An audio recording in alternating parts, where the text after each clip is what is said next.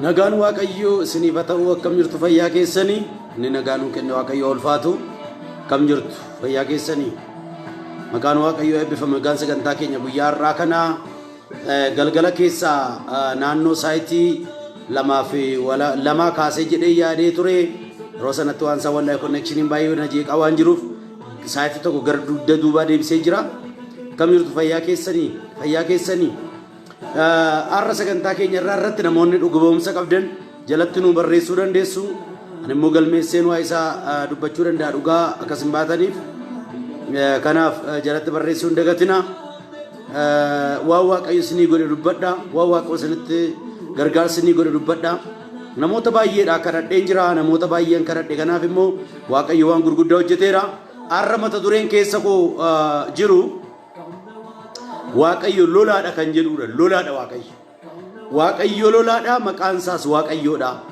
isa ol wajjin dubbanna waaqayyo lolaadha waan kamiin iyyuu waaqayyo sinirraa lola gammada galateeffadha an ergaa waaqayyo ergamaadhaan ergaa waaqayyo sinii fideera waan afaan waaqayyooti waan waaqayyo dubbadhu nan dubbadha isa kana immoo amana fudhadha waaqayyo jireenya keessa irratti waan taaraa akka hojjetu abdii guddaan qaban waaqayyo jireenya keessa irratti wanta ta'ee hin beekne akka hojjetu abdiin qaban kanaafiyyu amanaati fudhadha waaqayyo lolaadha mata dureen dubbadha isa booda waaqayyo waan taaraa hojjeta waaqayyo wanta dubbatameen dhumne hojjeta maqaan gooftaa eebbifamu kanaaf namoonni sheer gochuu sinirra jiraatu sheer gochuu hin dagatina sheer godha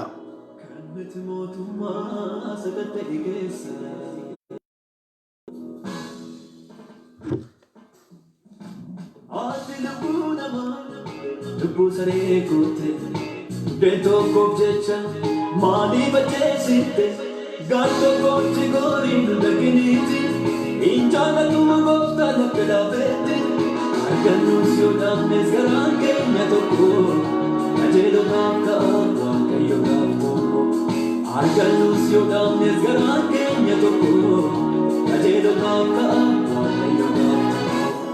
qajeelotaaf ka'a waaqayyoodhaaf tokko qajeelotaaf ka'a waaqayyoodhaaf tokko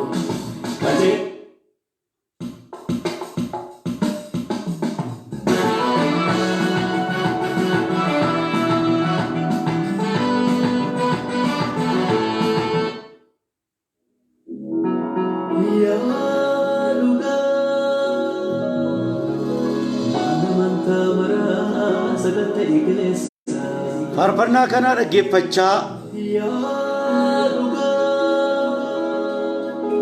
waaqayyo lolaadha.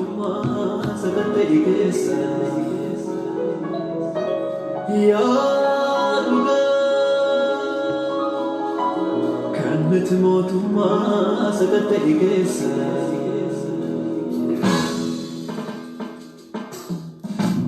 ati lubbuu namaa lubbuu saree goote tokkoof jecha maaliif ajjeesiste gaar tokkootti goriin dhaginiiti hin jaallatuma gooftaa lafa laafeetti argannus yoo dhaabnes garaan keenya tokko qajeelotaaf ka'a waaqayyoodhaaf tokko argannus yoo dhaabnes garaan keenya tokko qajeelotaaf ka'a waaqayyoodhaaf tokko qajeelotaaf ka'a waaqayyoodhaaf tokko qajeelotaaf ka'a waaqayyoodhaaf tokko qajeelotaaf ka'a waaqayyoodhaaf tokko qajeelotaaf ka'a waaqayyoodhaaf tokko.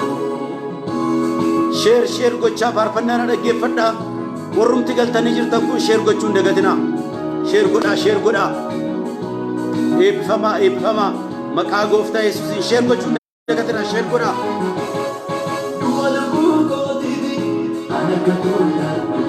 Waantuuf sooftuu wajjin maaddii raajasa angara waaqayyooti yooniyyuu tanan dhugaadhaaf jibbamu itti bareeranii utuu jibboo arguu mana baakoo keessa ejjituu machooftuun akkamiin dureessa dhimma koo dhimma lubbuuti dhimma koo dhimma lubbuuti dhimma koo dhimma lubbuuti dhimma koo dhimma lubbuuti. Dhimma koo dhimma lubbuuti dhimma koo dhimma lubbuuti.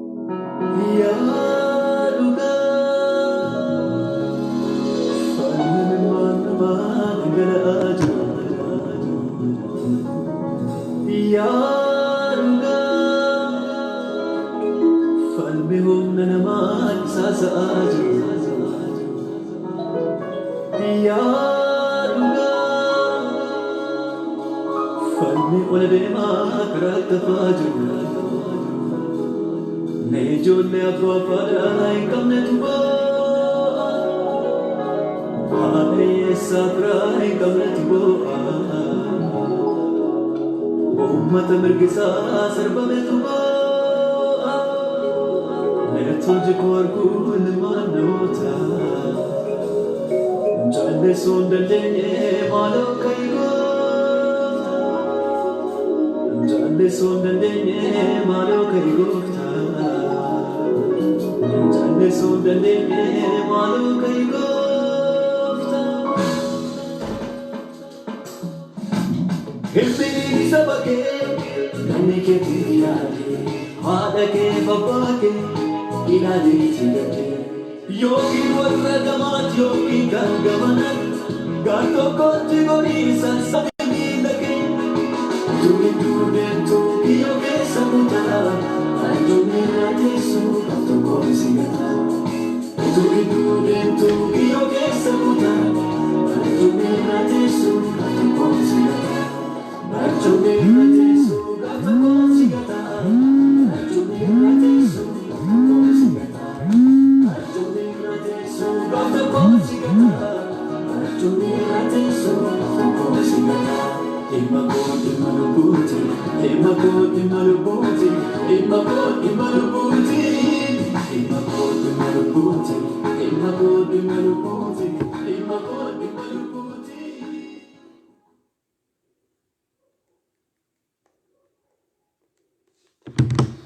Nagaan gooftaa isiniif haa ta'u. Akkam jirtu irra deebi'een nagaa isin gaafadha. Fayyaa keessanii gooftaan ulfaatu. Har'a waaqayyoon baay'inaan isiniin kadhadha. Namoonni bilbiluu dandeessan silkii achirratti hin barreessan hin jira garuu poosterra irra tureera. Namoonni tamsaasa kallattiitiin bilbilee namoonni daraa keessan hin bilbilina atdawwalu በዚህን ጊዜ አትደውሉ። አሁን ቀጥታ ስርጭት ላይ ስላለ አትደውሉ። እኔ ከጨረስኩ በኋላ መደወል ትችላላችሁ።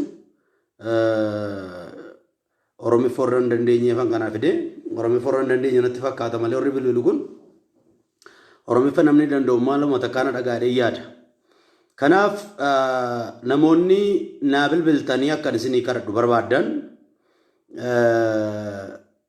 duwwaa digdamii shan tokko sagal afurtama saddeettama duwwaa torbaatama saganaan bilbiltanii kadhachiifachuu dandeessu. Yoomillee utuu lallabarra roosoo bilbiltan rakkoon hin jiru. Ammuma kaastanii bilbiluu dandeessu jechuudha. duwwaa lama shan tokko sagal afurtama saddeettama duwwaa torbaatama. Gooftaan Yesuus Kiristoos ulfaatu har'a sagalee waaqayyoo olojjin ilaalleet isa booddee bilbiltas gidduutti kadhachuu dandeenya. Namoonni sheer godhe waan jirtanii meel takkaa sheer godhaa isinin ilaala. Al takka irrana al takka obse al takka akka keef Yesuus ko al takka sheer gochuun dagatina al takka akka sheer gootan natti maamee natti mul'isa. Sheer gochuun dagatina. Namni tokko gruppii irratti sheer godhee jira. Sheer warri gootan godhaa dafaati godhaa sheer godhaa. Gara lallabaa gallaa nama tokko qaqqabu. Waaqayyo ergaa isaatiin wanta ninki hojjeta. Jalqaba irratti wanta dubbachuu barbaadu tokkotu jira. Wanta dubbachuu barbaadu maali isinitti fakkaate? Ana ammammaatti waa'ee koo dubbadhee hin beeku. Waa'ee koo jechuun ofii koof waa'ee koo nan dubbadhe garuu ofii koof falmee hin beeku. Abbaan waan barbaadee miidiyaa uummataa irratti poost gochuu maxxansuu danda'a. Waggaa dheeraa kaasanii maxxansaa turanii dhimma isaan qabu. Tarii akkaataa isaan itti hubataniif akkaataan itti hubadhe garaagara waan ta'eef akka barbaadan gochuu danda'u. Inni rakkinaan qabu. Garuu kiristiyaana fakkaatanii kiristiyaana jechuun dhadhabaas ta'a jabaas ta'a boornageen namni ta'e namni lammaffaa dhalate tokko kiristiyaana namni ta'e tokko kiristiyaana namni dhame maqaa waaqayyoon namni dubbatu tokko guyyaan firdii akka jiru beekuutu irra jiraata. An waaqa galatu kanaan isinitti himu bara mana keenya Oromiyaa keessatti dhaladheen beekiittan dhaladhee rakkina biddeenii hin qabnu waaqa galatu. Oromiyaa keessa rakkinni biddeenii hin jiru. Warri biddeeniin Oromiyaa keessa teessanii biddeeniin nama tuttan immoo isin Oromiyaa keessaa ala jirtan. Ijoolleen Oromiyaa keessatti dhalatanii guddatan biddeeniif rakkina hin qaban achitti guddatan biddeeniin nama narrabsan. Maal jechuudha? Ani akkuma isinitti hime rakkina biddeenii hin qabu. Rakkina konkolaataas yeroo tokko waan chaansii dhabneef carraa dhabneef gara tajaajilaatti waan dhumne namni itti fakkaatu jira warra sammuu akkasiitu jira. Yeroo baay'ee akka dhuunfaa kootiitti nama nan gargaara. Kanammoo ragaa baay'een qaba. Jechi maaliifan kana dubbadhe akka nama gargaaran dubbachuun gaarii yoo hin taane illee yookaas ofimuu ta'a yoo warri namni maaloo bare maalitti asaas akkuma jedhanii namni nama machuu bareef oduu bare sababa funaanee waan daddaa jedha kan isaa fiildii masaat hojii isaatii waa'ee namaaf deebii kennuuf hin baaneen ijoollee warra na hordofan warra sammuu qulqulluu qaban waawwachiisuufan ba'e. Ani karaarraa gara tajaajila kanaatti hin gorre hanganammoo waaqayyo na waamee 93dha kanan waamamee tajaajila jalqabee waggaa 20ffaarra hin jira jechuudha. Umrii koo sana walakkaa isaatti jechuudha. Amma an naannoo waggaa 20 tajaajilee jira. Waggaana keessatti baran tajaajilee jalqabee konkolaataan beekan. Namoonni tokko tokko garuu konkolaataa bitachuudha jedhaniitu ittiin namatti maal ta'u kan jedhu jiru. Baran tajaajila jalqabee waa'ee dibataa baran beeku sana bara dibatee waaqayyoon irra bu'ee waa'ee konkolaataan beekan. Konkolaataa bitachuuf tajaajila hin jalqabne mana gaarii itti galuuf mana gaarii ijaarrachuuf tajaajila hin jalqabne jalqabuma waamame. Biddeen haadha kootii biddeen harmeen koo toshiteen haalaattu addaatus adiimatus bicaasata waan barbaade ta'u nyaadheen tajaajila jalqabee jechuudha. Malee midhaanis irra jira caalu jira gara tajaajilaatti dhumne warri sammuu xurii qabdan of qulleessaa isiniin jechuun barbaada. Warri sammuu fokkisa akkasii qabdan of qulleessaa isiniin jechuun barbaada. Amma ammaatti waa'ee namaa dubbadheen beeku yeroo tokko tokko wanta dhugaarraa gar malee fagoo jiru gaafa maxxanfamu nan argaa. Warra akkasii kan ammoo seexanni akka keessa jiru waan hin beekuufu waa'een isaanii nan danqu. Kana dura waggaa 15 baranaa kana see 13 waggaa 15 16 17 baranaa kana see 13 xalayyaana kana irratti barreessanitti muun barbaada. See 13 jechuudha. See 14ffaa Siishalsii afaan Oromoo kan jedhamu tokko irratti dubbataniiru. Annan yaadadha. Sagalee kennuudhaaf dhaqee dhugaboomsaaf sagalee kennuuf dhaqee sagalee koo sin dabarsine isa booda waa'ee koo immoo dubbatan achirratti. Waa'ee koo dubbatan nama sana mana keessan hin gashinaa jedhame. Amantoonni hundumtuu akka ammaa miti wanta reediyoon dubbatu waan waaqa samii irraa dubbatu fakkaata reediyoos hin beekanii. Bakka uummata hundumtuu mana keenya hin galtodhe garuu jiraan tajaajilaa jira. Wanta inni irra dhimmoon qabu dabalaan jira. Amma biyya lafaarra irratti immoo lonamaan jiraadha. Wanta ta'eef warri tajaajilaan hiyyoomuu qabattanii afurri hiyyummaa isin keessa jiru tajaajilaatti hin dabarsinaa. Namni birrii qofaan sooressan ta'us hiyyummaa sammuu qabdus. Kanaaf of qulqulleessaa jedhaan jira. Kanaaf warra gargaaruu qabdan gargaara. Anis gargaaramuun barbaada. Ministiriin koo kun guddachuu qaba. Waldaan koo guddachuu qaba. TV KJTV kan jedhamu bannee turree amma yeroo dhaabatee jira. Isas jalqabuu barbaada. Gilxiidha kun ifaaf bilisa. Mana namaa dhaqee dullaadhaan qarshii nama harkaan fuune. Mana namaa dhaqee dubbadhee fidaa qarshiidhee namatti hin dubbanne. Namoota hin gargaaran waaqa galatu wangeelli dhugaan kun nattaa faradu yoon sobe. Wangeelli dhugaa ambaadhee jiru nattaa faradu. Guyyaa tokko waa'ee namaatiif harki koo hidhamee hin beeku. Nama nyaachisuuf harki koo hidhamee hin beeku. Jaalala birriin qabu dhugaan isinitti himaa. Isa dhufu hojii wangeelaa irra oolchina. Anis jireenya qaba jiraachuun barbaada. Garuu haa ta'u malee namni tokko immoo agabuu taa'ee tajaajilu jedhamu. Kanaaf kanarraan kan ka'e ijoollee baay'eedha yeroo ammaa ijoollee baay'eedha illee gaafachaa jiran qarshii ofii koo miti. Ijoollee baay'eedha gaafachaa jira. Ijoollee hun gargaaramuu qabu harka qabamuu qabu jedha. Namoonni tokko tokko kan mufatan jiru. Kan mufatan jiru yeroo masan waa'ee gargaarsaa kaastan kan mufatan jiru. Egaan kan mufatanii amma isaan mufatanii xuruutti mufatanii irraa galee deebi'utti inni isnu nuti. Isa qofa immoo miti kan dubbannu utuu tajaajiltoonni keenya rakkachaa jiranii maaltu nutti farade nuyi warri afaan biraa dubbatan wal gargaaraa jiru annan beeka wal gargaaraa jiru ka'anii wal gargaaraa jiru namni guyyaa tokko waa'ee isaanii dubbatan jiru. An keenya garuu warri afaan keenya dubbatan baay'ee ijoolleen keetamsaanii warri kaan gara qansiraatti galan maan hojii oolmaatti galanii safara keessatti tajaajilanii ba'anii gara hojii gara qansiraa deemanii maan hojii oolmaa deemanii hojjechaa jiru safara biraatti. Yoo fakkeenyaaf buraayyuutti charchii jalqabanii jiru ta'e laga xaafoo dhaqanii hojii oolmaa hojjetu. Hojii oolmaa immoo dhabameera. Hojii oolmaa hin beekan jarri kun yookaas qansiraa sana hin beekan. Warri waldaa jalqaban waldaa isaanii irraa teessuma gurguranii waaqa duratti isinitti hima waan kaffalan dhabanii rakkina keessa jiru. Isa kana gargaaraa jechuun koo cubbuudha. Warra kana bira dhaabadhaa jechuun koo cubbuudha. Yoo laattu ta'e afaan keetti ziippii hodhadhu. Yoo laachuu dandeesse immoo laadhu. Hin dubbatin.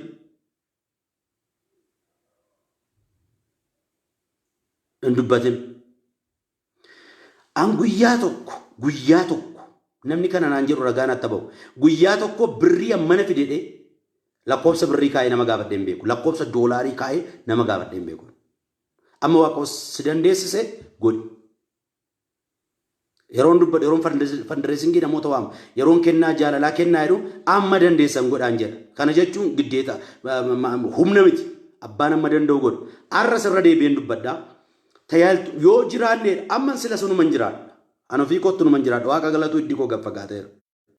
Inuman jiraadha. hinuman tajaajila waamame bakka rakkinni karaatti nama hambisu garuu beela kanarraa hambisna jira kana amma waa'ee beelaanii kadhatan raanfatan immoo kadhatan bira dhaabannu dheeti mammaaksi tokko jira jarri gaafa dubbatan loomii 50 jedhan nama tokkotti baadhaa tokko immoo bareedina jedhan namicha kanarra yoo mukti irratti jigu namtichi kun yoo rakkina jala galu kadhatan raanfatan rakkata nuyi sammuu nuyi qabnu sammuu akkamitti isinii garee sammuu rakkatee beela'ee akka tajaajilu barbaanna wangeela rakkinaati jenna warra tokko wangeela rakkinaa qofatu galee malee booda isaa wangeelli gatii nama kaffalchiisuutu galee malee wangeelli akka gatii namaa kaffalu immoo hin barre kanaaf arras boris namoota beela'an bira darbuun nurra jiraatu gargaaruu qabna harka qabuu qabna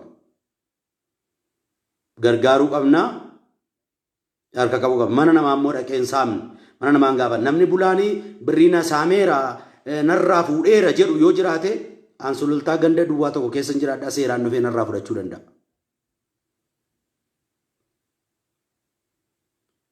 Sammuu akkamitti namu caakkaatti galee karaarra dhaabatee maajiraatii namaa rukutee namarraa fuudhu godhanii haasa warri tokko.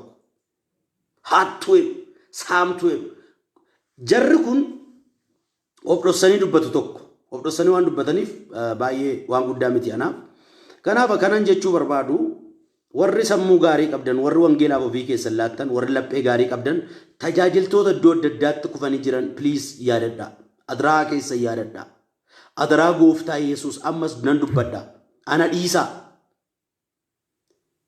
dhiisaa yoo barbaaddan ana dhiisaa tajaajilaa beelee qoradhaa gargaara rakkinarra kan jiran adraa keessan karaarra dhaabatee nama meeqan beekan nama meeqatu na waama bilbileen karaarra dhaabatee wanta ittiin jiraatu dhabee nama meeqatu gaafataa jira na gargaare jedhee nama meeqa gaafata kanaaf anutuun qabaadhee sayyaadu gararraan godha waaqayyo immoo na gargaara mul'ata guddaan qaban rakkinaan qabu kanaaf wanti kun hunduun darba COVID-19 dhuma biyya lafaa miti koronaa vaayirasiin dhuma biyya lafaa miti hin darba hunduun darba deebi'anii ol argatu tajaajiltoonni kun hin qabu kanaaf bira dhaabadhaa amma dandeessan obboloonni keenya biyya alaa jirtan warra kana yaadadhaa warri biyya keessaallee baay'een keessanis gochaa jirtu godhaa warri biyya alaas gochaa jirtu godhaa gargaaraa bira dhaabadhaa jechuun koo cubbuu miti yoon balleesse na of galchaa sammuun kan xuraa'e immoo qulqullaa'u hin jedhaa eebbifamaa sagalee waaqayyoo keessaa seera uumamaa 14 lakkoofsa 13 irratti sabni Israa'el waggaa 430 biyya boojuu turanii hacuucamaa dhiitamaa turan amma gara ergaa galleerraan jedhe waaqayyo Lolaadha. Sabni Israa'el biyya boojuu kana keessa ta'anii waggaa 430 biyya Gibxii ta'anii dhoqqee dhiitu xuubii hojjechuu sanaan rakkatanii utuu gadi dhiitamanii utuu gadi cuunfamanii waaqayyo samii irraa isaan argee Museetti erge. Museedhaan waaqayyo gidduutti falmii baay'ee ture. Museen ani hin danda'udha waaqayyo immoo hin dandeessa. Waaqayyo hin dandeessannaan hin danda'ama. Museen an afaan koo danda'e hin dubbadhu jedhe. Waaqayyo immoo waaqayyo jalaa sababa himatanii ba'uun hin jiru. Mee dubbadhaa jecha kana hoo barreessan barreessaa. Waaqa jalaa sababa dubbatanii ba'uun hin jiru. Sababa kennanii. Na eegi mee lafa akkasiin naqaa jedhanii waaqa jalaan ba'an. Museen sababa itti hime maal jedhetti maa anarramni koo hin danda'onnaan naman sii kenna Haarooniin inni afaan sii hiika. Haaroon afaan sii hiika ati immoo saba kana biyya boojuutii hidhattee baaftaa jedhee waaqayyo. Hin danda'u jedheen. Dhumarraa akka hin taanetti gale yoo achi galu yoo lafa sabni Israa'el tirbatu biyya Gibxii yoo galu yoo achi raqu ammas lola baay'eetu isa quunname. Faariyoon sammuunsaa hin amanu. Faariyoon miraakiliitti hin amanu. Faariyoon harka waaqayyootti hin amanu. Arra sammuu Faariyoon kan qaban baay'ee jira bara. Hin amanan. miraakilii waan dinqiitti namana waan ta'utti namana duru wanti dinqii yoo ta'e gara shakkiitti galu sammuu Fariyoon warri qaban malee dha'icha kudhanuu hin barbaachisu tureem tokkumaan ga'ama angafti rukutamuun hin barbaachisu ture tokkumaan ga'ama ergaa tokkoon sitti maameen jedhi fudhadhu arra waan keessa qabee jirutti waaqayyo dha'icha dhumaatiin itti dhufa Ameen namni jedhu hin jiru ameen jedhi fudhadhu arra waaqayyo dha'icha isa dhumaatti fida waan kee qabee waggaa dheeraa kan turu nagaa kee qabee eebba kee qabee garinni sodhee falmi adda addaa geggeessaa jiru kana booda si wajjin hin falmu waaqayyo wajjin falman wantichi inni waan kee qabee jiru sun waaqayyo wajjin falmu waaqayyo gidduu gala mee ilaala mootii jechuun mootiidha bakka mootii jechuun akka barbaade godha mootii jechuun bayi biyya kanaa annaan sa'aatii 24 siiqaa isa yoo tole yookaan immoo sa'aatii jaagaritti biyyaa bu'aa isiin jechuu danda'a mootiidha kaa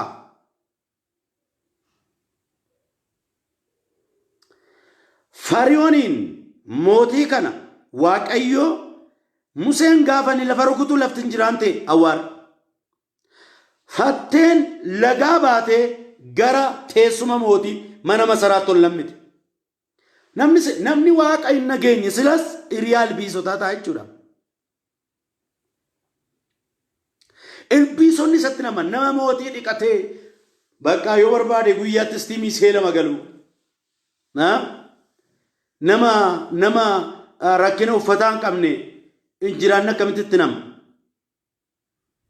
maaliif isinii galee saba cuucamuu hin qabnu ta cuucame saba cuucamuu hin qabne ta cuucame waaqayyo akkas jedhii dubbadhu naan jechaa jira cuucamuun sirra hin jiraatu iddoo kee ijaan baadha waaqayyo makkatara bashiira boos cuucamuun sirra hin jiraatu waa'ee kee ijaan baa cuucamuun sirra hin jiraatu waa'ee kee nan dubbadha cuucamuun sirra hin jiraatu waa'ee kee nan kaa jedha waaqayyo waa'ee kee nan kaa jedha waaqayyo dubbadha cuucamuun kana booda narra hin jiraatu cuucamuun isinii galee warra Oromiiffa kana beena cuucamuu jechuun bakka mirgi kee sarbamu jechuudha utuu mirga qabdu mirgi kee sarbamu saba kana gadhiitee Fariyoon sabni kun narkaan ba'an jedhee murteesseera diinni kee lafa narkaa baay'ee murteessee jirutti narkaan boodee narkaan baatodee murteessee jirutti isa dhuma waaqayyotti dhufeera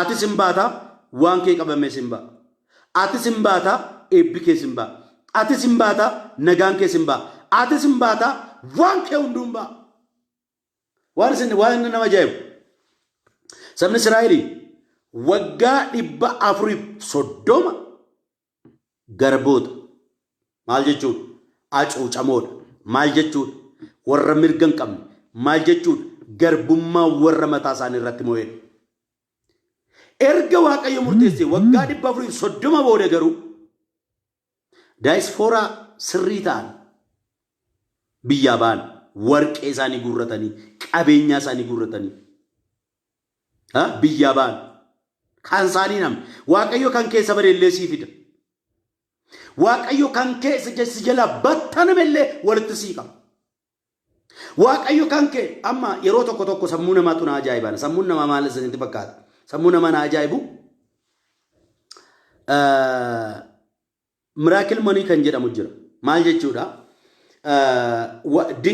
waan ajaa'ibaa hojjetee waaqayyo qarshii kan hin qabneef qarshii kiisii galchaa barbaade akkaawuntii irratti galcha namoonni tokko maal jedhu yeroo tokko nama tokko gaaffii gaafata maalidha birriin kiisii namaatti argamu kun eessaa dhufee jedhee nama gaafate jennaan tokkoon isa beddi gubee ta'uu danda'a tokkoon isa bishaan nyaate ta'uu danda'a tokkoon isa kamiin ta'uu danda'a jedhee waaqayyo waan hin jirrerraa waa uumuu akka danda'u yaadachuu qabna.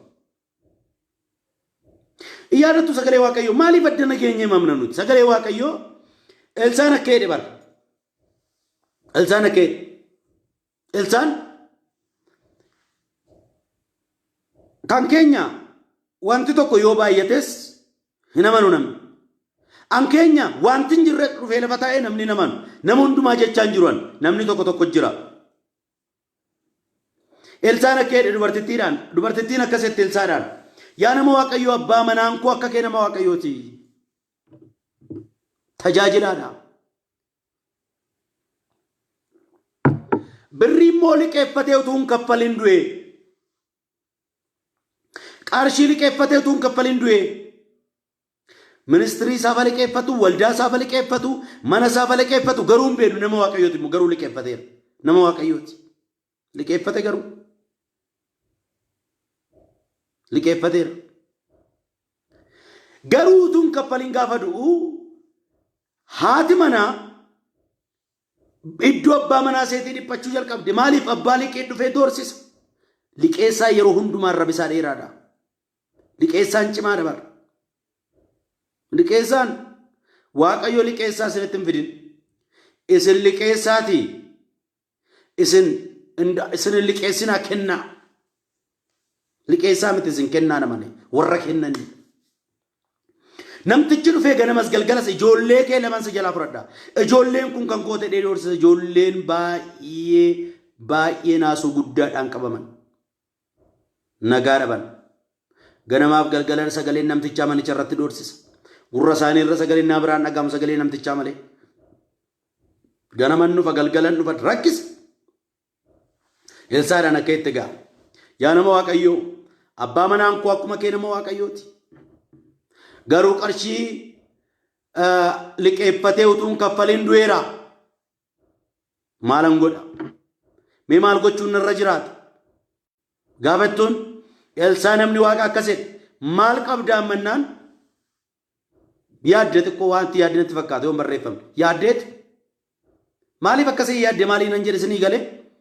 Dubbii iseetu ibsa. Yaaddee zayitii xiqqoo tokko jira cuggee keessa jechuun tuffatamtuudha jechuudha. Waaqayyo yoo barbaade tuffatamaa keetti humna godhee si gargaara.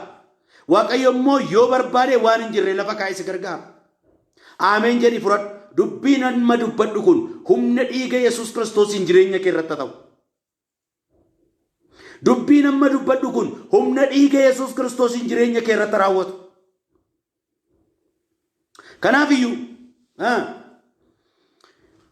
zayitii maal qabdi? Zayitii xiqqoo tokko jira. Maal keessa? Cuggee keessa jechuun maal si galee afaan hin beekutti. Cuggee jechuun jira. Waan keessa kaa'amu jira. Waan akka intinaa ta'uu danda'a. Maanni waan akka suphee irraa hojjetame ta'uu danda'a. Waan akka leetirii ta'uu danda'a. Cuggee keessa jechuun jalatti jechuudha. Dhuma isaa hundee jala jira jechuudha. Cuggee keessa jirti zayitii xiqqoon tokko. Jennaan amma akka gootu jedheen ilaa rakkoon keenya inni guddaan waan jedhamne gochuu dadhabuudha kan waan keenya karaatti hafu. Utuu waan jedhamtan gootanii waan jedhamtan amma gootan shakkii keessa galtu. Ammatuu warra barammaa ta'e tu anaafis hin ta'e hin goballuu dhaabanne. Dhuguma zayitiin kun baay'ataa faabrikaa sagamtu jira. Iji nama amma faabrikaatti amanu maalii waaqayyotti namanu? Dandeettiin nama amma dandeettii faabrikaatti amanu waaqayyo dandeettii waaqayyotti maaf hin amanu namni sammuu isaatiin. Faabrikaa maalii jira akkamitti baay'ata?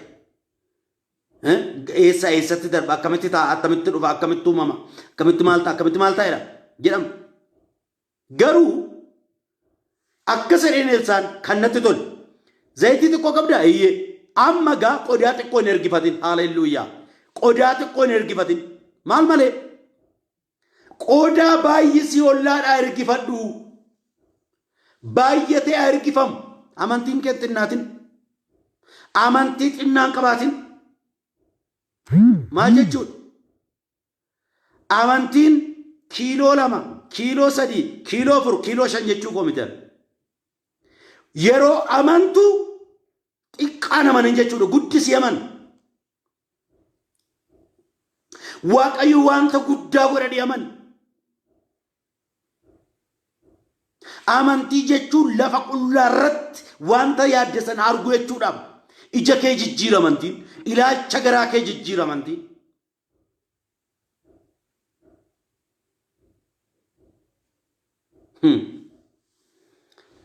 Dhaqxee qodaa baay'ee ergifattee dhufte. qodaa baay'ee ergifattee gaafa dhuftu ollaa dhattee qodaa mana jalatti gatame qodaa irraanfatamaa maqaa gooftaa Iyesuus Kiristoos nama Naazreetiin atama rakkina keessa jirta miti dubbadhu kaa amma rakkina keessa jirta miti amma rakkinni cimsee si qabeera miti amma nama mitti mattu dhabdeetta miti roorroon sitti baay'ateera miti kan sitti roorrisu baay'eedha miti waaqa durattan sitti ma amantii keessa keetii haa ka'u malee kan roorroo sirraa deebisu mana keetti dhalata.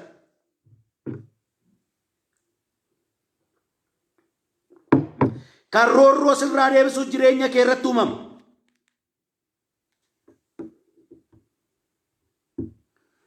Qodaa ergifattee dhufte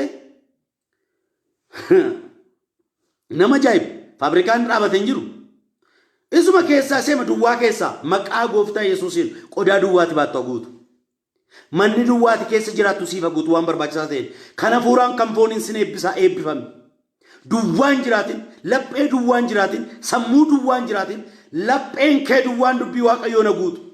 Afuura waaqayyoon haguutu. Kiisiin kee duwwaan wanta barbaachisaa haguutu. Qodaan kee qoda bukoon kee duwwaan wanta barbaachisaa haguutu. Yaanni kee inni duwwaa ta'e, qullaa ta'e, wanta barbaachisaa biyya eebbisuun biyya gargaaruun haguutu. Duwwaan jiraatin. Qodaa ergifattee dhuftee zayitii ishee cuggee keessa jirtu tina kotti kaan hin guuta jalaa fuudhu. Itti guutu jalaa fuudhu. Itti guutu jalaa fuudhu. Itti guutu. Otumadhanii qodaa inni baay'een sun guute zayitii xiqqoon dhumuu didde. Zayitii xiqqoon dhumuu didde. Hin guute bakka mana seenaa jijjiirame. Waa tokko isinitti himu. Nuti karoora waggaa 5 baamna. Nuti karoora 7 baamna. Nuti karoora waggaa 2 baamna. Nuyi karoora waggaa 3 kan baamnu jira. Akka humna humnatti karoora maatii, karoora biyyaa, karoora mootummaa, karoora dhaabbata adda addaa kan ba'utu jira. Nuyi sana baamna. Waaqayyo akka kee karoora waggaa baasee hojjeta miti. Waaqaaf laftutuun uumame hunduu ajandaa isaarra jira karoorfameera. Isatti waggaa 30 dadhabde daqiiqaa 30 gidduutti hojjetan sikeendii 30 gidduutti hojjetee harka afaan irra si keewwachiisa. Maqaa Yesuusiin siin kadhadha. Waggaa 30 waggaa 15 kan itti dadhabde sikeendii 15 itti hojjetame harka kee afaan irra si keessisiisu. Ajaa'ibsiifadhu. Abeet abee yaa gooftaa situ akkas godhe. Abee yaa gooftaa situ waan akkasii naa godhe. Ettee galateeffachuu ma dandeessutti mana kee keessaa duwwaan akka guutu sii kadhadheera. Mana kee keessatti duwwaan akka hin jiraanne. Kanaaf iyyuu abbaan liqii gaafa dhufu dubbiin maal Elsaan gaafa dubbatu isa kana abbaa liqiitii kenna isa kana immoo ittiin jiraadhaa. Waaqayyo waan irraa hafaa godha. Waaqayyo waan hin ruun godhu. Waaqayyo wanta gabaabduu irraa cittuu godoluun godhu waan ammatuu namarraa liqeeffattee doolaara 500 liqeeffatte yoo ta'e 500 liqeeffatte namticha alaatti. Hin liqeeffanne seen garuu miraakilii ta'eef dinqii ta'eef wanta amma kana booda jireenya kee irratti ta'u wanta irraa hafaa keessa si galcha. Ameen jedhii fudhadhu. Kun raajiidha. Waan irraa hafaa. Nama tokkotu qarshii liqiin irraa qaba. Birrii ammana naa kenna yookaas doolaara ammana naa kenna yookaas yiiroo ammana naa kenna. Utuu jettee gaariin jiraate yoo kenneef isuma kennaaf. Doolaara 1,000 yoo gaafatte 1,000 kenneefi gaafa akkasii naa deebise. Inni kun maal jedhama? Liqii irraa ba'uuf liqii itti galuu jedhama.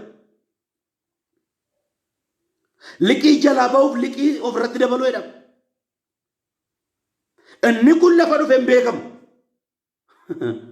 Lafa dhufe hin beekamu. Hin ta'eef maal Elsaan elaa isa kana namticha kaffale isa kana mootti jiraadhaa raafaat jira. Qusannoo beektu namni qusannootti amana. Qusannootti amana. Akka biyya lafaatti illee nama amansiisa.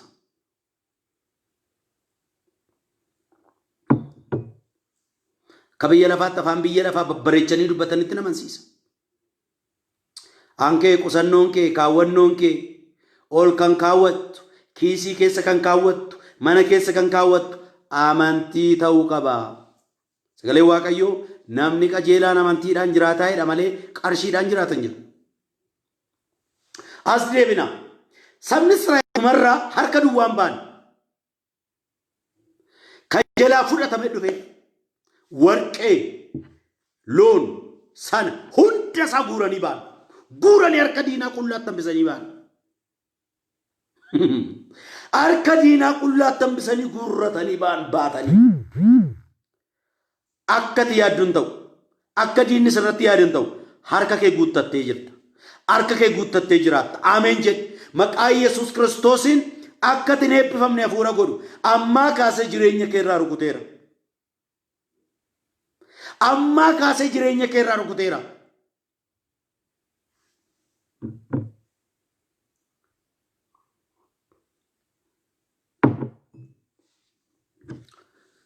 Maqaa Gooftaa Yesuusiin.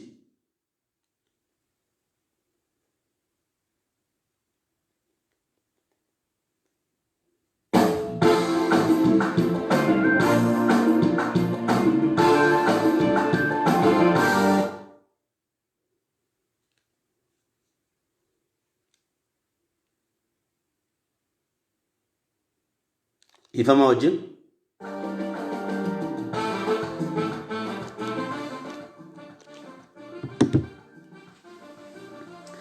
echa sadhumaatti hin bahe hangafa du'e. Isa immoo Fariyoon ammayyuu garaan kutanne iddoo kennee fi iddoo itti to'achuu danda'u iddoo itti ilaaluu danda'u kennee fi iddoon kun isinii gaariidha asuma turaa hin fagaatinaa fagaachuun barbaadu diin asuma naannoo na turaa dheen. Waaqayyo gaafa dhufuun baase cabsee hin kadhatu waaqayyo gaafasee si baasa. Cabsee si baasa waaqayyo jedhubbadhu cabsee na baasa.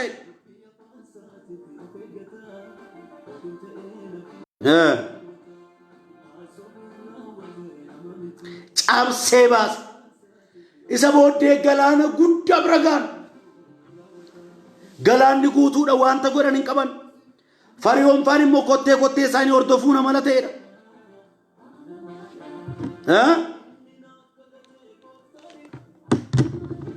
Ilaawwadhaa. Namni tokko bittaa jalan jiru garuu saayikolojiin isaa bitamaadha. Dhiifama. Hello? Hello? Hello? Galata Waaqana gumaa. Isaa galata. Eenyuudha? Abeet? Barsiisaa Siilashii. Eessarraati barsiisaa? Eessarraa bilbiltuu? Finfinnee kadhataa bilbiltan natti fakkaate. Okay, maal irratti isinii kadhadhume natti ma barsiisa.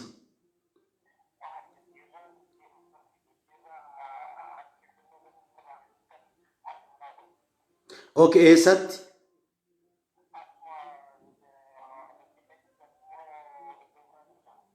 Okay, isin gara Finfinneetti ol dhufuu barbaaddan. Jijjiirraa akkan isinii kadhadhu barbaaddan. Egaan waaqni isin itti iyyachuu barbaaddan kun waaqa dhaga'uudha. Yeroo dhiyootti galataan wal argina. Maqaa Kiristoos Iyesuus nama Naazreetiin sammuun moototaa harka waaqaa jira. Sammuun warra geggeessitoota harka waaqaa jira.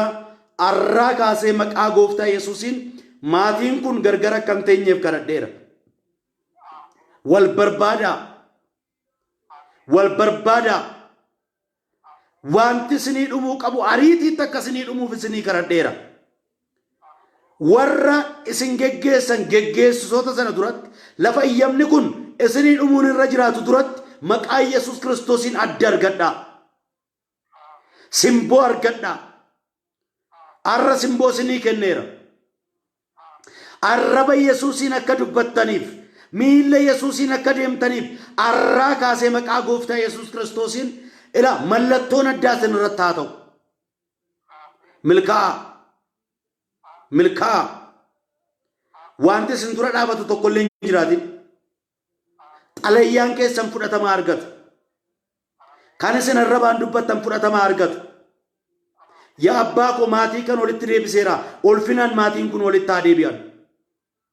maatiin kun wala barbaadan yeroon ittaanu barsiisaa kanaaf yeroo galataa ta'u yeroo dhiyootti girgiddaan jigee maatii keessanii wajjin wal argattu waaqayyo akka ajaa'ibaatti isin gargaara isin dura bu'ee karaa wal qixxeesseera humna dhiiga Yesuusiin isinii ta'eera barsiisaa yeroon ittaanu yeroo galataatii galataaf deebinee wal argina. Amen. Ebbifama, ebbifama, ebbifama. Amen, amen, amen. Gooftaan ulfaatu akkuma sila sanatti mee namni gidduutti bilbiluunan kana dhaabaalli connection waan nu rakkisuuf jechuudha. Kanaaf sabni kun galaana bira geera. Galaanni immoo sodaachisaa ta'eera. Galaanni guddaadha. Fariyoon kottee hordof isinitti meera jalqaba namni tokko tokko garbummaa jiran jiru sammuun isaa garuu garbummaadha. Argitanii?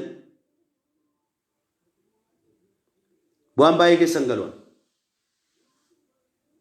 Bar tokko Afrikaa keessaa biyya tokko hin deeme. Biyya tokko deeme iddoo tokko teenyee utuu buna shaayii jechaa jirru warruma Afrikaa warruma naannoo sanaan wajjin warruma gurraacha Afrikaa sanaa wajjin teenyee utuu buna shaayii jechaa jirru adii wayii adii wayii jira hojii kan biyya sanaa hojjetu adiin gaafa dhufu waaqa duratti isinitti himu namni gurraachi naannoo sanaa hunduu jilgeenfate. Namni maaliif jilgeenfata namni kun?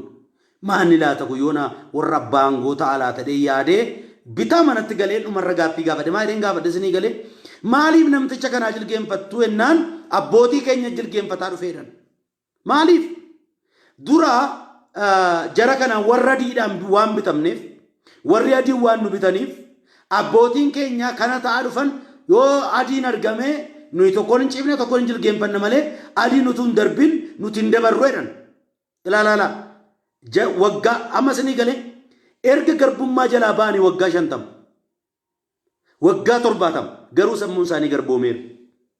Garbummaa adii jalan jiran bittaa adii jalan jiran garuu sammuun isaanii garboomeera. Kanaaf iyyuu seexanii yeroo tokko tokko saayikooloojii keenya kiraayii fudhata nutti gargaarama akka. Sabni Israa'elis akkas waggaa 430 fariyoon sanyii isaatti facaasee sanyii soda dhiituu kabaluu akka isaan mirga isaanii hin beekne gochuu acuucuu irra dhaabbachuu hojjisiisuu dabqa isaanii irraa fuudhee akka barbaade gochuu bareera fariyoonitti beeka fariyoon hojii akkasii beekan. Kanaafuu mistira jara kanaa waan beekuuf kottee isaanii hordofu. Narkaan baatu de yaada narkaan baatu isa jedhu arrasa dhumaa akka tarkaa baatu ansii kana dheeraa ameen jedhi fudhadhu. Narkaan baatu dhukkuba narkaan baatu siin jedhu rakkina narkaan baatu siin jedhu hojjisiisaan si hojjisiisullee narkaan baatu kan siin jedhu arra waaqayyo harkaa si baasa. Namni aangoo isaatti seeraan hin gargaaramne fuula waaqayyo duratti yakka godhuuf nama irratti yakka godhu jalallee hin teessooti. Jalaa baata nam baay'ee waaqayyo na baasanii dubbadhu irratti argite. Kanaaf duratti deemuuf galaanni guuteera karaatti sochoon hin qaban. Boodatti deemuuf fariyooniif loltoonni fariyoon konkolaataa fardeeniin dhufaniiru nyaachuu barbaadu. Sabni Israa'el isa dhiisee Musee irratti iyyuutti ka'e. Musee maaf akka nu gootate biyya sana iddoo awwaalaatu hin jiru argite. Diinni isaanii awwaalamuu utuu beekanii waa'ee awwaalcha isaanii dubbatan. Yeroo baay'ee waan sii ta'aa jiru dura keetti waan sii ta'u waan hin beekneefamaa dubbatta. Akka diinni isaanii awwaalamu utuu beekanii awwaala ofii isaaniitiin dubbatan. Maachii nu baafte iddoo sana iddoon awwaalaa jira miti. Garba taanee ma jiraanna. Waggaa 200 garba taanee jiraachuu irraa waggaa tokko birmadummaan jiraatanii duwwayyi. Sakal bilisa of godhiyam akkatti yaaddu bilisa of godhi. Inni guddaan seexanni sodaa irratti hojjetu. Sodaa irratti hojjeta seexanni. Hundi keessan fakkeenya kan isinii ta'u yoo dhukkuba sodaatan dhukkubin dhufu. Yoo lola sodaatan lolli dhufu. hundu harka seexanaatii burqaban. Maal Musee maaf akka nu gootanan dhaggeeffadhaadhe Museen. Dhaggeeffadhaa gurra keessan as kennaa. Warra har'a isin irratti lafa dhiitu kana. Warra har'a humna qabnadhee isin irratti dhaadhatu kana.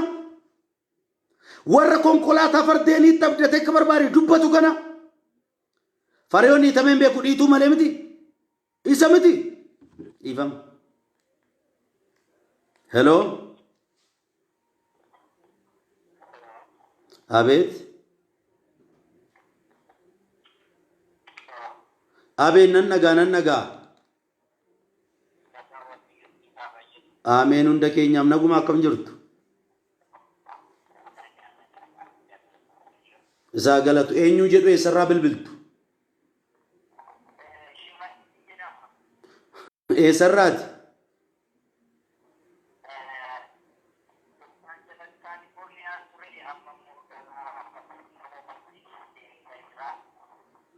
Okay, Kaalifoorniyaadha iddoo biraatti jijjiirrattanii.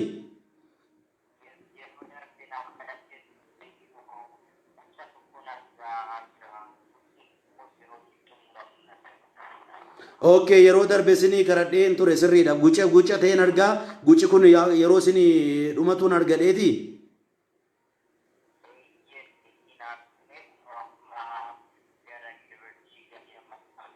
Waaqayyoof galanna ta'u. Egaan obboloota koo dhuga boomsa dhagaa jirra. Naman kaleessa dheengadde yeroo darbe karadheef Waaqayyo dinqii hojjetee fi wantichi naa dhumeen kunoo amma gara yuunivarsiitii galee jira jechaa jiru. Baga Waaqayyo sin gargaare.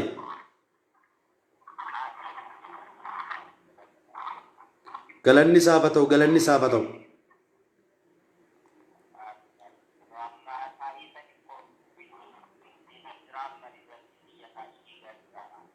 Maalin eegaa jira?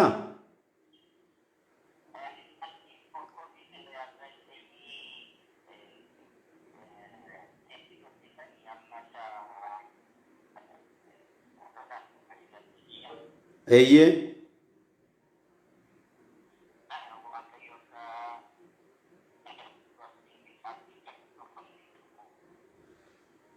Bakka haa ta'u amma nan karadhaanii. Waaqayyo waan taaraa hojjeta ammas.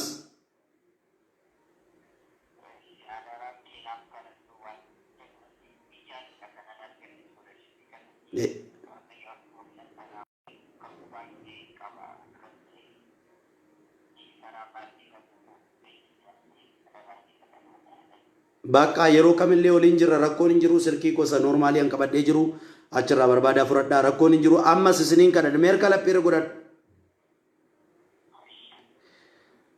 Maqaa Kiristoos Iyesuus nama Naazreetiin inni guddaan dhumeera kanaaf ariitiitti akka dhumu kadhadheera. Maqaa Iyesuus Kiristoosiin waaqatu ija garaa namaa bana waaqatu beekumsa namaa laata sammuu keerraa akka banamuuf sii kadhadheera. Maqaa Iyesuus Kiristoos nama Naazreetiin Waaqayyo jalqabee dubbatee sii raawwateera ammas jireenya keerratti waan haaraan ta'eera. Wanta xinnumatti yaanne baay'ee Waaqayyo sii fixeera. Silashii kan jedhamu Kaalifoorniyaarra skoolarshippiin yeroo sana inni naa bilbilee waan akkasii naasofne wanti jalqabde sii dhuma tadheen kadhadhee fi egaan sa'aatii lama ta'uuf wanta ta'eef akka Itoophiyaatti daqiiqaa walakkaa sa'aatii qofan qaba. Sagalee gabaabseen isa booddee isinii kadhadha. Kanaaf Waaqayyo akkas jedhe Museen akkas jedheen saba kanaan arreedhe yoo arguu barbaaddan warra irratti lafa dhiitu kana deebitanii hin argitaniidha. Yoo nan arguun barbaadattan illee saayikolojiin keessan bilisa ba'uu qabaa. Ayoo arguu feetan illee deebitanii hin argitaniidha. Sadumaati har'a Waaqayyo daangaatti sii kaa'eera. YouTubein kan daawwattan amma toora tamsaasa kallattii irra kan jirtan akkuma kan ergan tamsaasa kallattii irraa ba'ee feesbuukiidhaan illee kan daawwattan Waaqayyo isa sitti roorrisuuf si gidduu daangaa kaa'eera waliin argitan. Maqaa Yesuus Kiristoos nama Naazreetiin harka si qabe keessaa ba'uun kee fiixaan ba'umsa si argata. Dhukkuba si qabe keessaa ba'uun kee fiixaan ba'umsa si argata. Baatee nan qabamaa kan jettan, baatanii nan qabamaa kan jettan, Waaqayyo fiixaan ba'umsa guddaa si laata. Fiixaan ba'umsa guddaa naa laata Waaqayyoodha. Kanaaf iyyuu yoo barbaadan ija keessaniin hin argitan, isin maal godha? Gabii argadha. Waan Waaqayyo isiniif hojjetu laala. Gabiin nama barbaachisa. Gabii argachuu, harka Waaqayyoo irratti amananii gabii argachuu, harka Waaqayyoo amananii gabii argachuu. Hin dhiphatina. Waaqayyo akkasiin jedhe, gabii argadhu hin dhiphatin. Fariyoon kun hin nyaatama. Fariyoon namaaf gadduu kan hin beekne kun hin nyaatama. Fariyoon kun inni nama ajjeesuu, nama balleessu bare kun hin nyaatama. Gabii argadhu. Ilaali, hin dhiphatin. Gabii argadhu. Utuun turin loltooti Fariyoon galaana irratti nyaataman. Reeffa arguutti ka'an.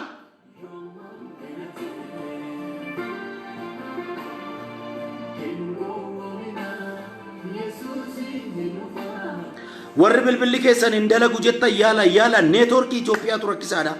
Yaala warri isin akkasini kadhadhu barbaadde yaala isiniin kadhadha. Namni tokko koomentii jalatti silkiin itti gargaaramu ammaa kana barreessuu danda'a. Isarraa namoonni ilaalaniiti. Kanaaf gabii argadhaa.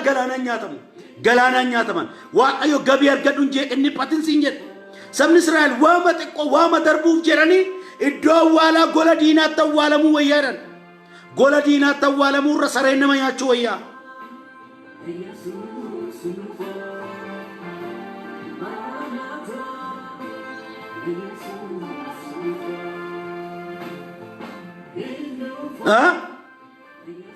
Himbaan baanii guyyaa gara guyyaatti dinqii argan. Arra ba'uun mana keeftaa, ba'iinsi jireenya keeftaa, ba'iinsi gaa'ila keeftaa, ba'iinsi hojii keeftaa, ba'iinsi wanta hojjettu hundumaaf ta'a. Boqonnaa ba'uu keessa waan baay'ee jira firoota. Boqonnaa ba'uu keessa maaltu jira isinii galee? Maannaatu nama harcaa. Nan baay'ee dubbadhu ofirratti. Nan ba'a. Sana qabe keessaa nan ba'a. Sabni Israa'el maannaa nyaanna dhanii hin baan. Waaqayyo dhiibee lafa yaada isaatiitti baasa. Hin baan. Boqonnaa ba'uu keessa dhagaa keessaa bishaantu ba'a. Waaqayyo cabsee si baasa. Haaleluyyaa. Cabsee na baasa. Karaan jirreetu naaf uumamaa. Ati karaa addunyaan irra deemtu beekta. Karaa addunyaan irra deemu beektaati. Karaa addunyaan qabdu golee afur. Golee afurii as karaan hin jiru. Aqxaaccaa afur karaa afurtu jira. Korneerii afur karaa afurtu jira. Garuu Waaqayyo gaafa dhufu sagalee Waaqayyo keessa deebii keessatti yoo dubbistan diinni kee karaa tokko dhufa karaa torba baqataa jedhe karaan jirreetu uumame. Diinni kee si baqachuuf karaan jirreetu uumame si baqata. Ati immoo ba'uudhaaf karaan jirree si uumama. Hin baataati. Ameen jedhii dubbadhu. Ameen jedhii fudhadhu. Ameen jedhii fudhadhu. Ameen jedhii fudhadhu. Maqaa Yesuusin sirratti labseera. Mahadala keelloo zeeperrashii adaboo. Roopaasaa katarabajii alaboo. Rimparra diala keela zumantaa.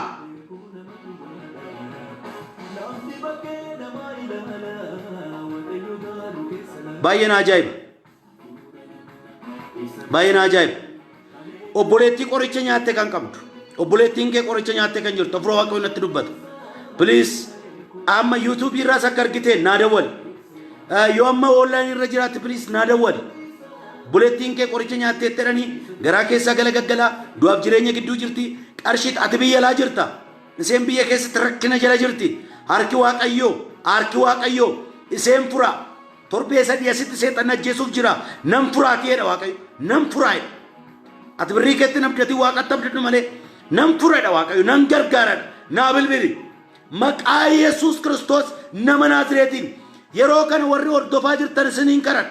diina biraa kan isinirratti hojjetame diigeera isinirraa boqonnaa kan isin dhufu lubbuu godhatee dhanna keessa kan deemutu natti argama yeroo alaarjikii kan ta'u natti argama maqaa Yesuus Kiristoosiin miicattaniitu dhiiga Yesuusiin fiixaan boomsa kan isin dhowwate barattanii digimtiin fiixaan boomsa kan isin dhowwate hojjettanii milkaa'uu kan dadhabdan fiiddanii karaatti kufaa kan jirtan akkuma warra kaan isaatii 24 hojjettu hin fiiddu halkaniif guyyaan qabdan irriba rabtan garuu harki keessan duwwaa kan ta'e humna dhiiga Yesuus Kiristoos nama Naazreetiin arraa kaasee isin eebbiseera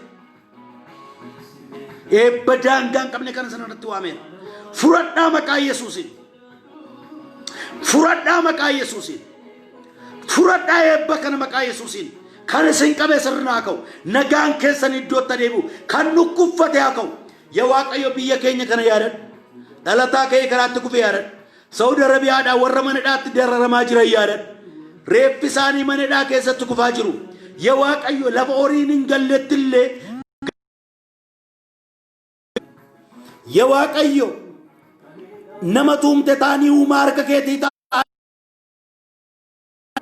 maqaa Yesuus Kiristoosiin biyya Arabaa kamiin keessatti dhiphachaa kan jiran Liibiyaa keessatti garafamaa du'aa kan jiran Saudi Arabiyaa keessatti rakkachaa kan jiran Beirut keessatti rakkachaa kan jiran maqaa Yesuus Kiristoosiin Iraaq keessatti rakkachaa kan jiran maqaa Yesuus Kiristoosiin furmaata akka argatu mootii biyya sanaa sammuun isaa akka bitamu ijoolleen keenya akka ba'an seenaa biraa akka dhageenyu oduu biraa akka dhageenyu yaa Waaqayyooti nu gargaari kan nuu keessa qofa yooti nuu kaate malee nama nuu ka'uu hin qabnu yooti nuu dubbatte malee nama nuu dubbatu hin qabnu adaraa nuu dirmadhu lafa keenyaaf dirmadhu qotee bulaa keenyaaf dirmadhu hojjetaa keenyaaf dirmadhu adaraa yaa Waaqayyo daa'immaniif dirmadhu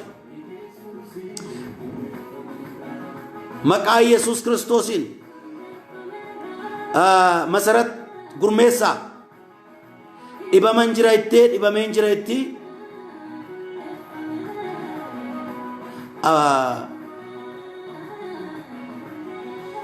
abbaan manaa koo iji isaa dhibamee jiratti aansiin garadha maqaa Yesuus Kiristoosiin agartuun isaa iddootti adeemu iji isaa nagaa ta'u akka sagalee kana dhageesseen bishaan fuudhiitii ija keerra kaa'idhiin ija keerra kaa'ii dhiiga Yesuus jedhe Waaqayyo see waan gaarii sin dhageessisaa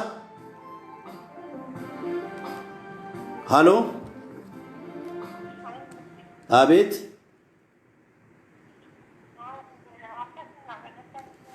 eenyu jedhamte eessarraa bilbiltaati eenyu jedhamta maqaan kee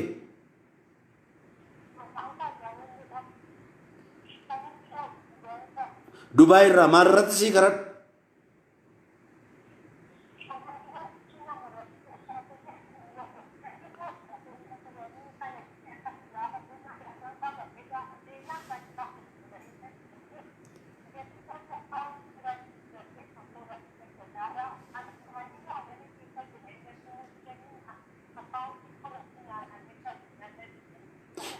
warrit biraa hojjettu moo warrit biraa hojjettu moo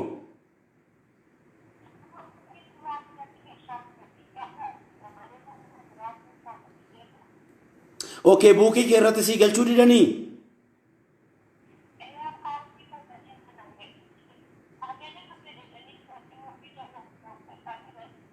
okay okay amma kanuma yeroo baay'ee hojjette isaanitti ergite ati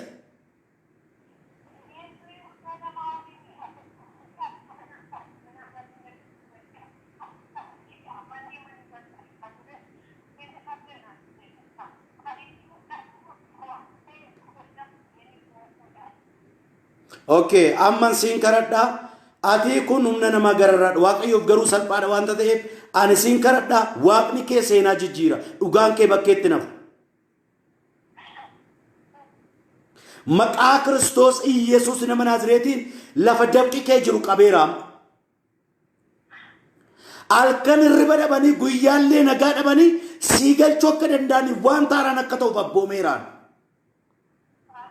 maqaa Yesuus Kiristoosiin waaqayyo Yaaqoobi gaafa laaba Yaaqoobiin ajjeesuuf jedhu halkan abjuudhaan Laabaanitti dhaqee Yaaqoobitti hin bu'in akka jedhe Waaqni Yaaqoobiif dubbate siif haa dubbatu. Halkan irra dhaabatee siif haa dubbatu. Maqaa Yesuusiin waan kee baaseeraan. Harka namaatii si baaseeraan. Sammuun si amanuu didee ammaa booda siif haa amanu. Dhugaan deemee dhufee balbala kee rurrukutu. Maqaa Yesuus Kiristoosiin dhugaan kee bakkee haa ba'u. Dhugaan kee dhokatee nafin. Waaqayyo irraa kaasee dinqii siif hojjetaa dhuga ba'umsaaf hin dhaabattaa bilbiluun dagatin eebbifamii abdiin kutatin siin kadhadha amma wanti kun gasii dhiifamutti illee siin kadhadha silkiidhaan deddeebitee iimoodhaanis ta'e bilbilii eebbifame giddiin qabaatin hin yaaddeen wanta kadhattan akka waan fudhatteetti lakkaadha dubbiin sagalee waaqaa hin sodaatin. Eebbifame.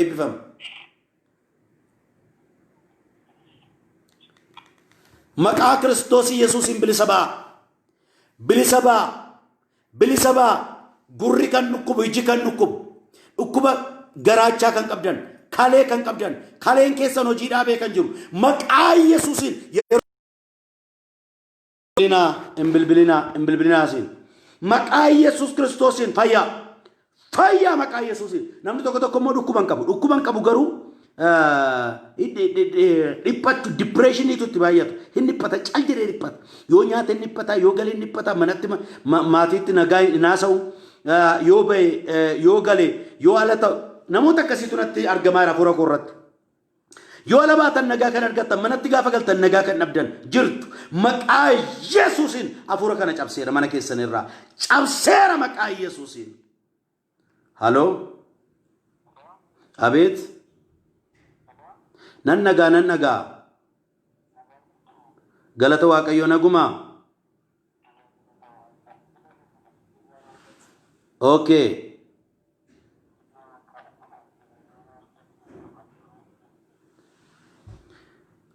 Maal jettan?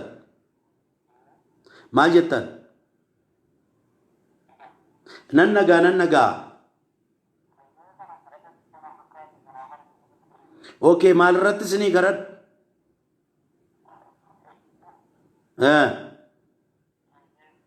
Maal jettan?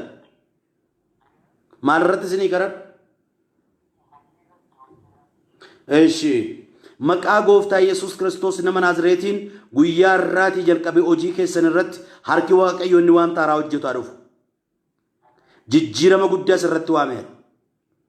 Mana kee irratti jijjiirama waameera.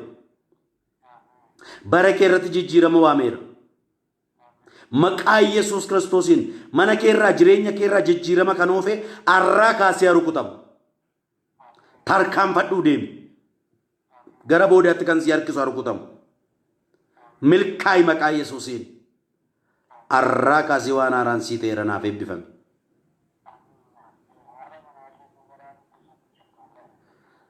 Bishaan harkatti buufadhuuti kun dhiiga Yesuus jedhe.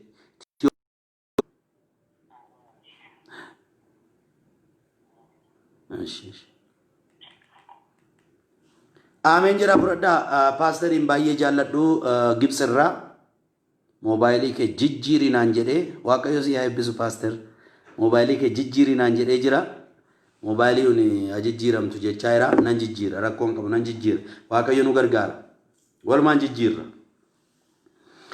Namni tokko balballi hojii kanaa banamu kadhadhu itteetta akkasuma olii galan kadhadhu balballi hojii cufamee kan jiru maqaa Yesuusiin banamu. Maqaa Yesuusiin banamu.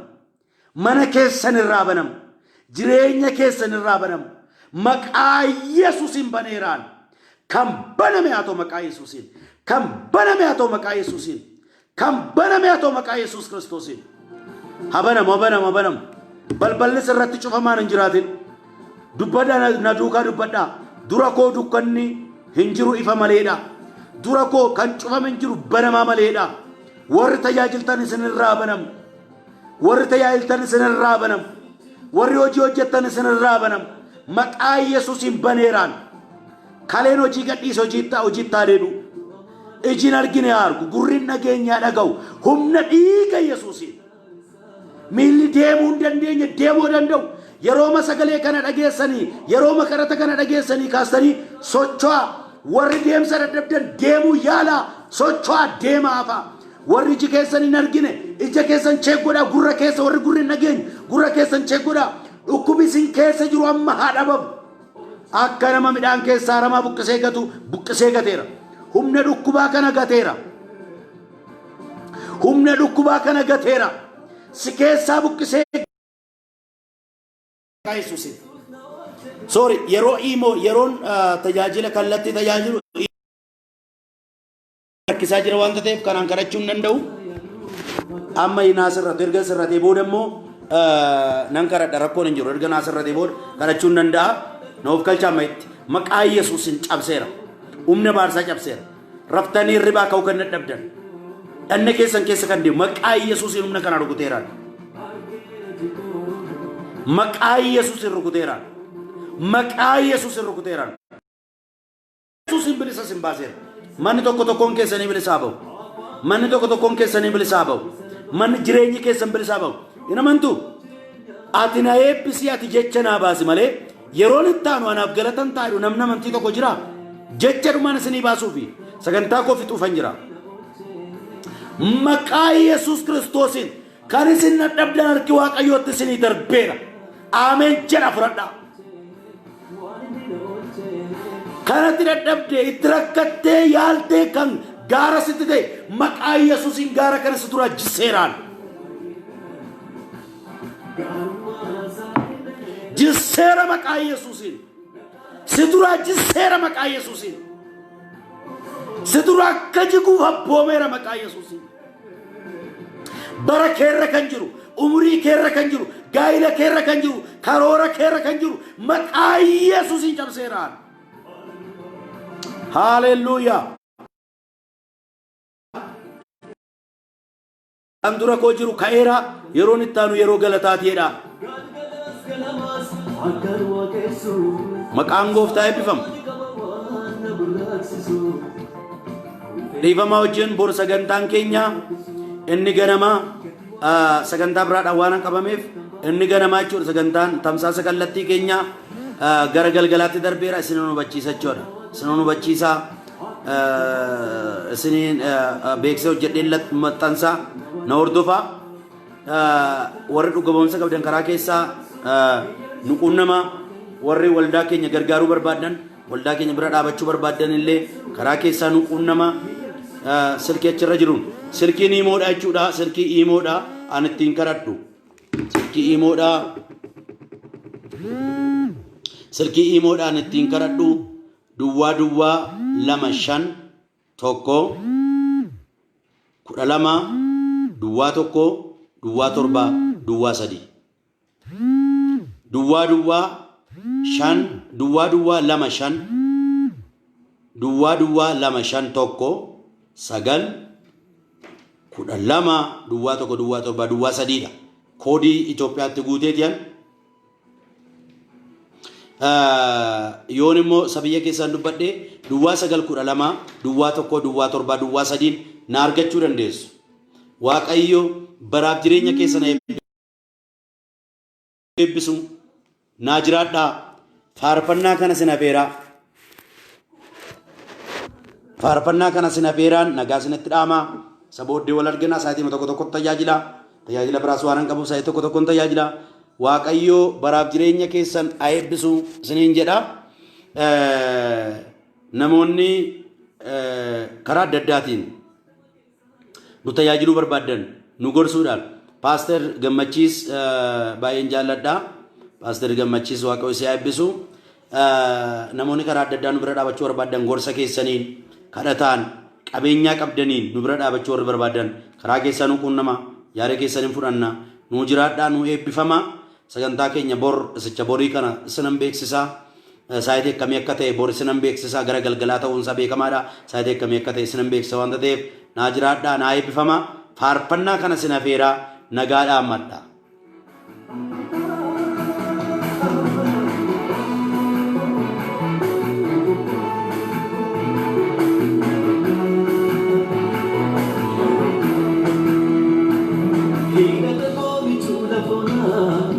Mami da eebbifama addi almaas isinillee waaqayyo isin eebbisu isinis.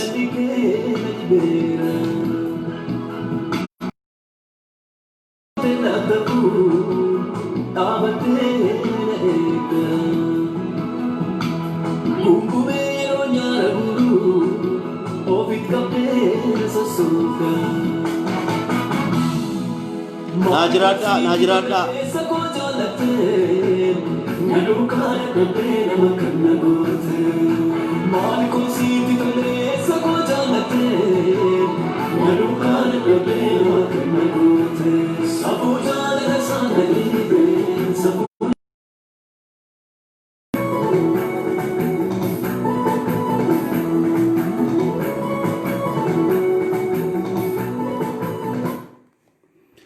Gooftaan isin eebbisu al takkaa irra deebi'een silkii dubbadhaa naajiraadhaan illee baay'een isin jaalladhaa shime baay'een isin jaalladha naajiraadhu waaqoo isin eebbisuun baay'een isin jaalladhaa naajiraadhaa al takkaa silkii irra deebi'ee tan dubbadhaa hin ariifatte naan jechaa waan jiraniif koomentii akkasii argeera silkii ittiin dhiimoodhaan na argattan jechuudha har'a miti garuu har'a miti guyyaa isaas kaayeen isinitti hima duwwaa 9 12 Duwwaa 1 Duwwaa 7 Duwwaa 3 Arran isinii deebi'a. Duwwaa 9 12 Duwwaa 1 Duwwaa 7 Duwwaa 3 naajiraadhaa waaqoo isin eebbisu baay'een isin jaalladhaa warri simbira halkan gaarii isiniif haa ta'u. Warra simbiraa guyyaa gaarii guyyaa ta'ee guyyaa gaarii isiniif haa ta'u naajiraadhaa naa eebbifama buzee barreessiteetti silkii isheen barreessite kanaadha naajiraadhaa naa eebbifama baay'een isin jaalladha gooftaa Yesuus baraaf jireenya keessan eebbisu nagaatti.